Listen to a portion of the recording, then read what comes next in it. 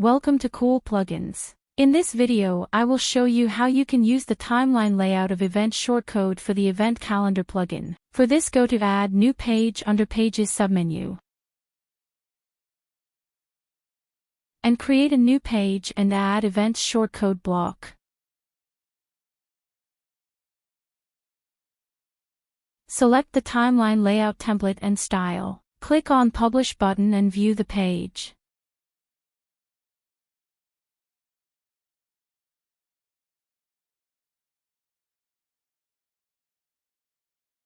Let's return to the page editor and view the remaining styles for timeline layout. You can select any style what you want under Select Style tabs. Update this and refresh the page.